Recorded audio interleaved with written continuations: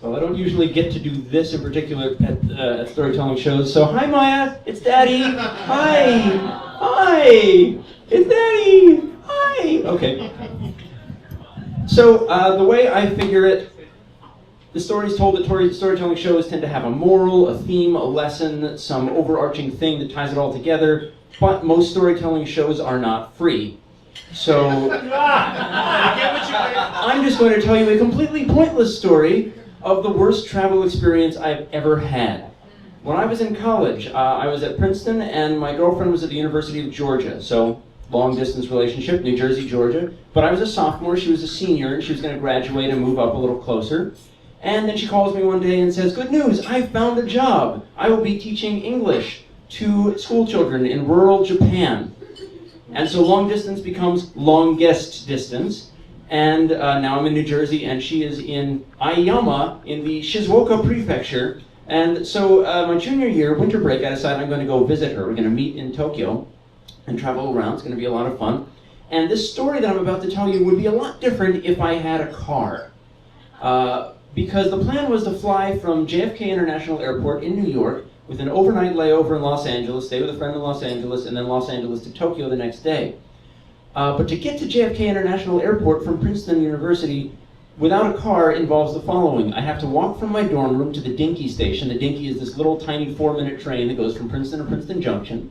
There you take New Jersey Transit from Princeton Junction up to New York City to Penn Station, where you take the A train all the way east to its furthest point at Howard Beach, and then you wait for a shuttle bus that takes you to JFK Airport. So the drive from Princeton to JFK is about an hour and a quarter. Public transit's about 4.5 hours. So I wake up nice and early. I'm carrying 2 gigantic suitcases because my girlfriend's mother has mailed me a lot of packages for me to bring over to her daughter in Japan because she's too cheap to pay for international shipping. So I've got my giant suitcases. I'm walking through the snow. I get on the Dinky. I take the Dinky to Princeton Junction. New Jersey Transit, Princeton Junction to Penn Station, A train out to Howard Beach. I sit on the shuttle. I am then at JFK International Airport.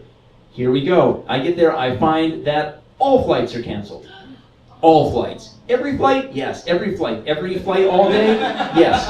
Every flight in nearby cities too? Yes. Whole eastern seaboard. The blizzard. Oh, I know the blizzard. I took several trains through the blizzard. That blizzard has canceled all flights. So the airport converts from a waiting in line to get your ticket place to a place where you're waiting to get your new fate reassigned. And of course it takes a long time. Each person has their story and they get to the front of the line.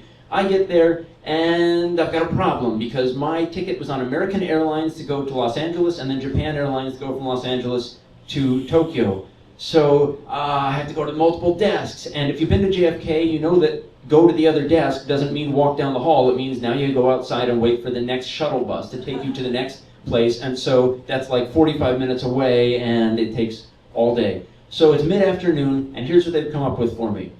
I'm going to have a new flight from JFK, leaving the next morning, direct to Tokyo, arriving at the same time I would have arrived, just without the layover in Los Angeles. Perfect. Wonderful.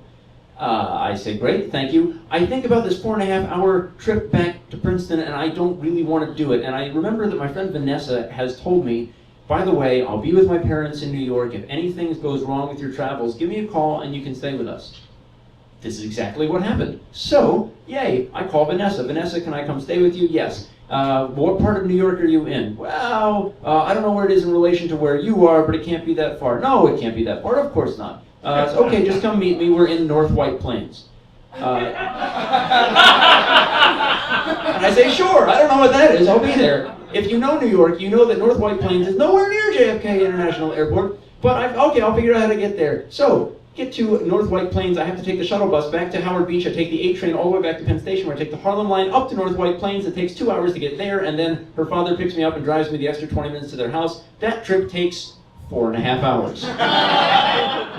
But I'm here, and I am at Vanessa's house for all of 5 minutes when her father has pointed a rifle at my head to ask me to confirm for him that this is indeed a nice rifle.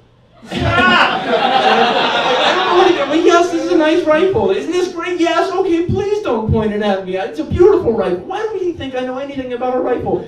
So he puts the rifle away, and her father is this short, stocky Sicilian surgeon, this real New York guy. He knows everything about everything. We're sitting at dinner, And he's talking about his travel mishaps that he's had, and oh, it's been terrible. But you know who's the worst? Women. Vanessa and her mother are both right there, but neither of them flinches, so they're obviously used to that. Oh, my wife, one time, she went to the airport with a girlfriend, and the two of them thought they were going to take a plane somewhere. They were so confused when they got to the airport that they turned around and had to come home. And I'm like, women are dumb, aren't they? You're a funny man. No rifle now. No, put that away. So I stay there for the night. The next day I get up nice and early. Her father drives me back to the train station. I take the Harlem Line train back to Penn Station, the A train out to Howard Beach, and the shuttle bus over to JFK. I'm there about an hour before my flight leaves. This is pre-September 11th, so that was normal for an international flight. And I get to the line, and I get this feeling that something is going to keep me from going, because it's already kept me from going for a full day. Something will keep me from getting to Tokyo, and I don't know what it is. And I get up to the front of the line, and I hand my ticket to the woman, and she looks at it, and she says, "This is not a valid ticket." I said, "Why is it not a valid ticket?" "Well, because you had one ticket on American Airlines and one Japan Airlines, and you traded them for just one ticket." And I said, "Well, it wasn't my choice. I didn't, print this out on my basement ticket printer." "Somebody stood on that very spot yesterday and issued me this ticket, so why can't I use it?" "Well, I don't know. This is highly unusual. We'll have to..." So she turns to the person next to her and starts speaking to them in Japanese. And they're going back and forth in Japanese for 5 minutes. Finally, "Hi, Maya." Finally, she turns back to me and she says, "Okay, you can use this ticket, but here's what we're going to have to do. We're going to put this sticker on it." Okay, that's it. I can stand that. That's fine. So the thing that I thought was going to keep me from going is not going to keep me from going. And then she says, "May I please see your passport?" And I remember that my passport is on my dresser at Princeton. In fact, I have not had it with me this whole time. And if I had gone back to Princeton instead of going up to the rifleman's house, I would have noticed that yesterday and said, "Oh boy, what a good thing I got it." But no, I don't have it. It is there. And I keep thinking, his voice, the surgeon's voice is in my head. "Oh, women, they get to the airport, they have to turn around and go right back home." Don't tell them about this. So I start bargaining with the woman. "Can I fly to Tokyo and then have a friend break into my room and FedEx the passport so it arrives at the same time I do?" "No, you can't do that." "What can I do?" "Well, you can go talk to the folks at the other desk in the other terminal." So another day of bouncing around between terminal to terminal. Here's what they offer me eventually. They say, "Okay, there's one seat left on a flight to Tokyo, leaving from Boston tomorrow morning. We can get you on a flight to Boston tonight at 10:30. So let's do some quick math. Flight leaves at 10:30. It is now 1 p.m. It's a 4.5-hour trip each way, back and forth. Go. So I run out and I take the shuttle bus. I take the shuttle bus back to Howard Beach. I take the A train all the way back to Penn Station. I take the New Jersey Transit back to Princeton Junction, the dinky to Princeton. I run up to my room with the 2 giant bags in the snow. I realize that the next dinky is coming in 25 minutes, so I've got a little bit of time in my room. I take that time to, remember this is the year 2000, so there are no cell phones. So I can only make phone calls from pay phones in places where I stop. So I stop and I call my friend Joe, who lives in Boston. "Joe, can I stay with you tonight?" "Yes." "Great, okay." And I realize I have a brand new problem. My girlfriend does not know when I'm coming. She doesn't know when I'm going to arrive in Japan. I'm going to be there 24 hours later than she's expecting. And I have no way to let her know because she at the moment is traveling herself. She is in Thailand. And she has a Japanese cell phone in Thailand. How do you call a Japanese cell phone in Thailand from an American landline with a calling card? No one knows.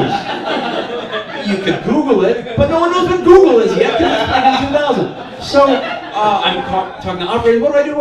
I don't know. No one's ever done this before. I call the hostel where we're going to be staying, and I tell the guy at the desk my whole story, and I'm going to be coming in from Boston, here's my flight number, and I get to the whole story before I realize that he does not speak one word of English, and so I try a few more times to call her unsuccessfully. Okay, I go back out to the dinky to catch the dinky. I am 10 minutes from my room, almost at the dinky, when I realize that in taking my calling card out of my coat pocket, I've also removed my plane ticket.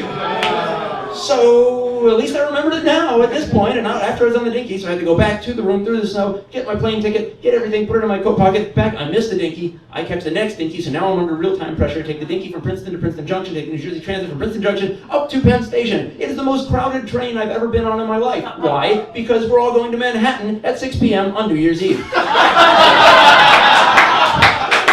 But got on nice and early, so I have a seat and I'm boxed in. And we arrive in Manhattan, and I take the A train all the way to Howard Beach and take the shuttle bus from Howard Beach to JFK International Airport. I barely get on the flight to Boston. I'm running at the last minute. I'm there. The flight goes up. While we're in the air, the millennium changes.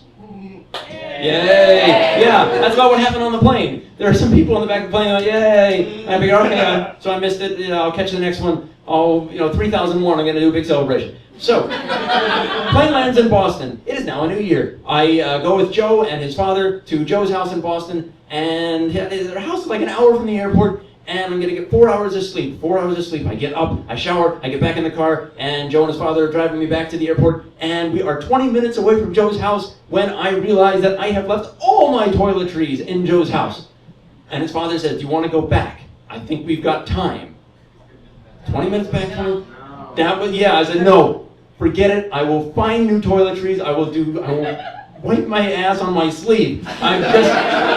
Nothing will keep me from going to Tokyo. Let's go. And so we get to the airport, plenty of time. I have another session where I try to use payphones to call this cell phone in Thailand. Does not work. A guy says, oh, you can do it if you buy this calling card. I buy the calling card. It doesn't work.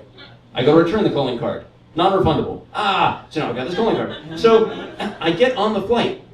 We're up on the flight to Tokyo. After about an hour and a half, the pilot says, and if you could all please return your tray tables to the upright and locked positions, we should be landing shortly.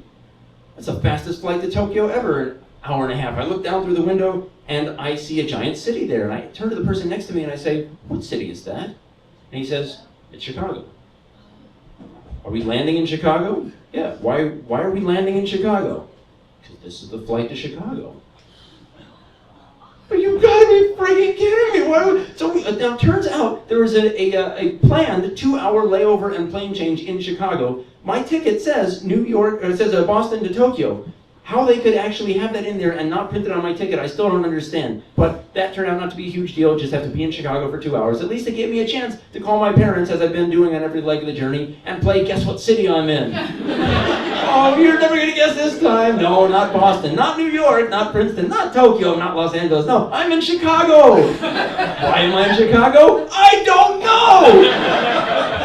So Chicago, I get back on the plane, and again, I should stress to you that if I cannot let my girlfriend know when I'm going to arrive, I'm going to be in Tokyo completely lost. I don't speak any Japanese. She does. I will not know how to get around. I don't know where our hostel is. I have the phone number, but not the address. I am basically going to have to live at the airport for a week and then come back. And I'll have no way to contact her. So the whole time we're on the flight, and this is finally the part of the story where the 16-hour flight begins. We take the 16-hour flight, it arrives. Before we get off the plane, I sneak up to first class, and I ask one of the stewardesses, hey, those little toiletry kits you give everybody, can I have one of those? And she gives me one, so now I've got a disposable toothbrush and a little thing of Origins lotion. Yay. And I get off the flight, and there is my girlfriend. She is there. What happened is that she got to the hostel, where the clerk at the hostel, who didn't speak any English, apparently he spoke 2 words of English, and he wrote them both on a slip and handed it to her, and it just said, coming Boston. Which sounds like something you hear from a concert promoter. Coming Boston to the Merriweather Post Pavilion with Steely Dan. I see my Marianne walking her way. So, she gets this message, she knows something has gone wrong, she calls my parents, who tell her exactly what's going to happen. She meets me there. We're finally in Tokyo, and so we go to a kabuki theater, which is a 4-hour show of men moving their eyebrows very slightly, and I fall right the hell asleep. 67 hours is how long it took, and I broke up with her anyway. Thank you.